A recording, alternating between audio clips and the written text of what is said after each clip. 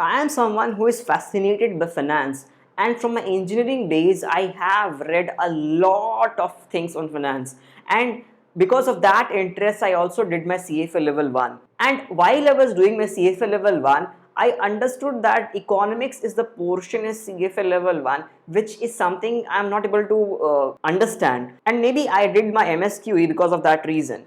But if I have to just cherry pick one thing which is very prevalent in finance, and if you understand that thing, you will understand a lot of things in finance. That is the idea of discounting and compounding. Now, what do we mean by discounting and compounding? Whenever I have any future payment, but I want to understand what is the value of that future payment in today's time, as of now. So let me put it more properly. Let's say I tell you that I will give you 1,000 rupees after 10 years.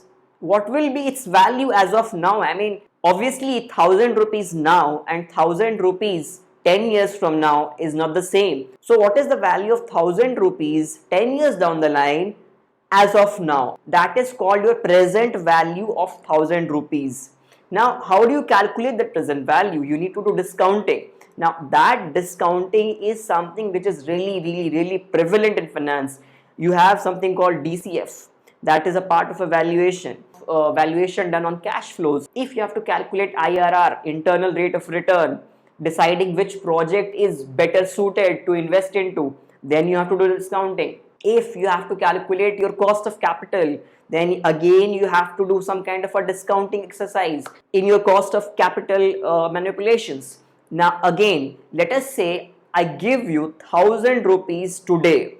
Now if you have to calculate how much will it grow 10 years from now, you will have to use compounding. Now if I say that you have to take a loan of 1 lakh rupees, what will be your interest? Now there comes compounding. So you can see, if you understood discounting and compounding very thoroughly, you will appreciate a lot about finance very easily.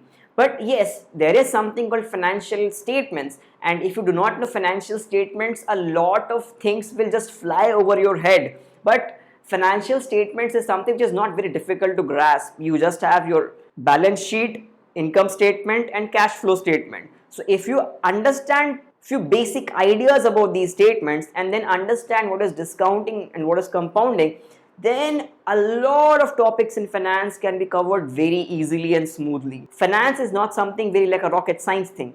If you know basic mathematics of discounting and compounding and have some exposure to financial statements, a lot of concepts in finance would appear very easy and intuitive to you. So if you want to start learning finance, start from the idea of compound interest, then try to understand what is present value. Over there you will understand discounting, then go for future value, then you will understand the idea of compounding. Now this is the thing which I wanted to cover in this video. Let me know which kind of topics would you like to watch related to finance in the comments below.